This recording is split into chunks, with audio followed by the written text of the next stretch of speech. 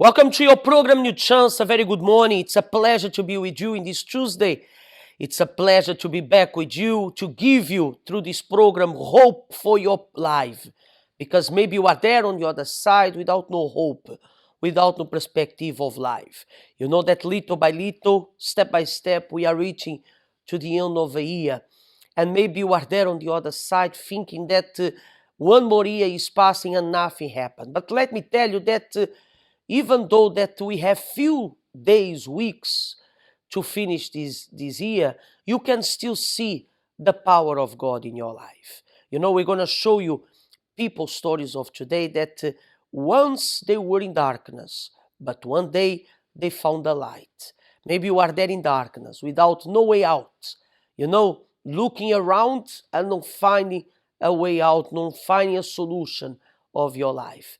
But we are here in this program, New Chance, to tell you that God is ready to change your life. Let's watch right now the story of Clary, that she was living with depression. She had a severe depression, and because of the depression that she was carrying inside of her, her life was stuck. But the moment that she found light, that was the Spirit of God, her life was totally transformed. If you'd like our help in the meantime, we're going to be here. You can call us, you can text us. The numbers are below your screen. And surely that we're going to be here ready to help you. Watch Carol for her story. We'll be back with you straight after. To me means torment, trauma, depression, and heaviness.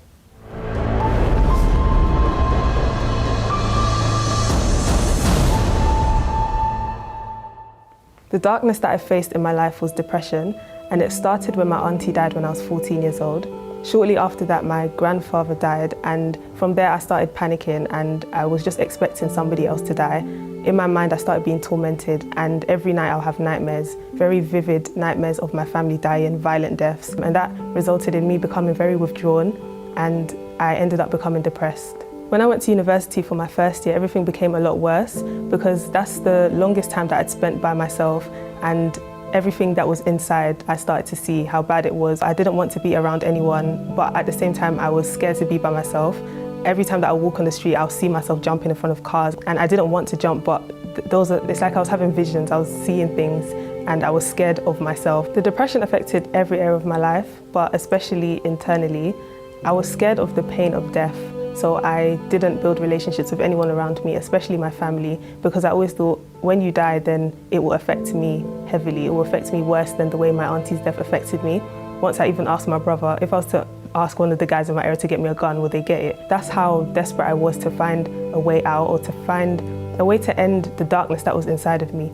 It also affected my health, so I was unable to eat and I lost my appetite.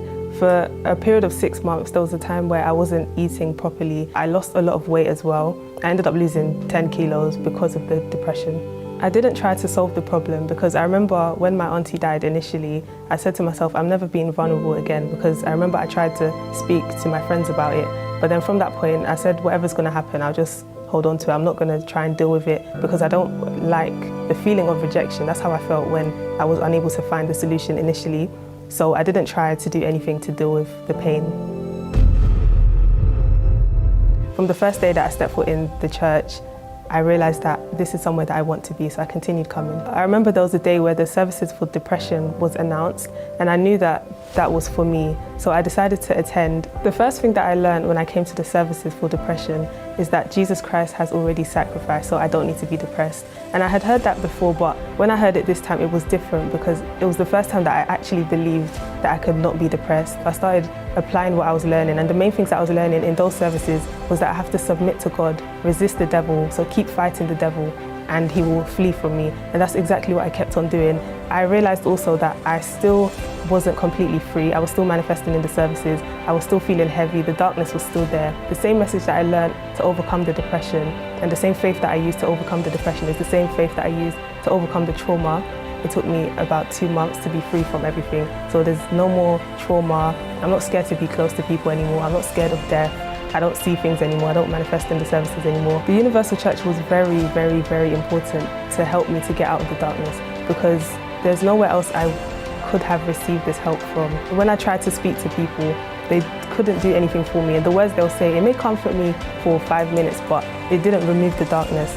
But every time I came to the church, I realized that I believed in myself a bit more. I believed for myself that I could change. The darkness is just gone, and it's something that I never thought would happen because I thought I was going to be depressed for the rest of my life. Depression. There are many possible causes of depression. It's believed that several different forces can interact to bring on depression due to the millions, even billions of chemical reactions going on in our brain that can affect how we process situations and experience life. Whether it be traumatic moments or simply just seasons changing, all is said to be causes of depression. The perplexing studies behind depression certainly shouldn't be dismissed, but beyond the physical factors of mental illness come the spiritual factors. Behind all the physical aspects of depression is an evil spirit that brings constant thoughts of sadness, crying spells, insomnia, discouragement, and forces you to do your best to manage the symptoms and hope things get better eventually. Depression has stolen your joy, hobbies, pleasures, quality time with family and loved ones. Depression has stolen your life, and it's not fair. You feel devastated, misunderstood, and alone. You've tried doctors, medication, and just shaken it off like everyone says, but nothing works. You're exhausted and longing to go back to a time when you were once happy. Join us at a universal church near you. We have an inspiring message and strong deliverance prayers for you or a loved one you know who is currently experiencing depression. Don't lose hope. We know there is a way out of depression. There is a light at the end of the tunnel. Depression can be defeated. It's time to end depression and begin living. What a wonderful story, my dear friend, of this lady that even though that she had a problem that by the eyes of man is impossible, God make the impossible to become possible because she found the right door. Yes, she found God. And the moment that God came upon her life, the light of God removed all the darkness. That's why I'm here to tell you that you should not accept. It's not your destiny the way that you are living. It's not your karma. Maybe you think that is your cross, that you're born to be like this. Maybe you think that this is your destiny. My dear friend, you should not accept those words because Jesus died on the cross. Remember what she said? She said that when she arrived at the Universal Church, the pastor told her these words, "Oh, Jesus died on the cross for you not to suffer." And she believed in that word. She believed in that word. She used her intelligent faith that make her to realize it's true. Jesus paid a high price. Jesus paid a huge price. He gave his life for me. Why should I continue suffering?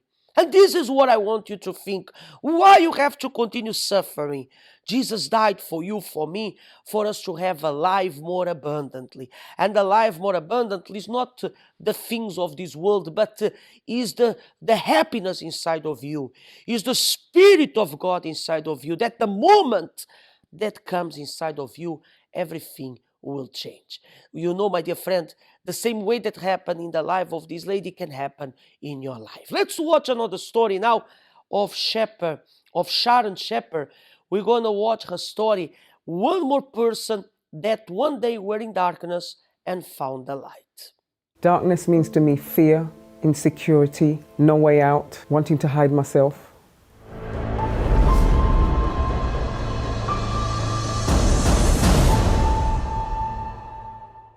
The biggest darkness was not being able to sleep from the age of 5. I would wake up at midnight and not be able to go back to sleep. I grew up with this thinking that it was normal, but it became really, really scary. There were nights I was being pinned down in my sleep. There were nights that I was struggling to wake up out of my sleep, trying to fight out of it, but it never happened. There were nights when I had nightmares, I was being chased. I hated the dark, I feared the dark. I wanted the light on, but I wasn't allowed to have the light on. I wouldn't walk around the house at night. That was the worst for me. I mean, growing up from the age of 5 until I was an adult. I was the oldest and I was picked upon by both parents. They would say things like, "You're ugly, you're worthless, you're not going to amount to anything." So I think this is where the trauma started from. And then I experienced bullying at school. I had depression, but I didn't know where to go. There was a time I went to the doctors, but they wanted to put me on antidepressants, and I thought, no, if I go on these tablets, I'm never, ever gonna come off them. So I just existed with it. I'd drink, I'd party, I'd spend money on buying things like weed. That didn't help. Relationships didn't help. So I did try things of the world, but nothing at all helped. Things became worse in the effect that I was crying more, so the depression became heavier. I had my sons with me, so they would actually see me crying, which wasn't good for them. I became angrier, aggressive. I didn't find myself valuable. The relationships proved that because I dated people that didn't even love me. So I had no self-worth.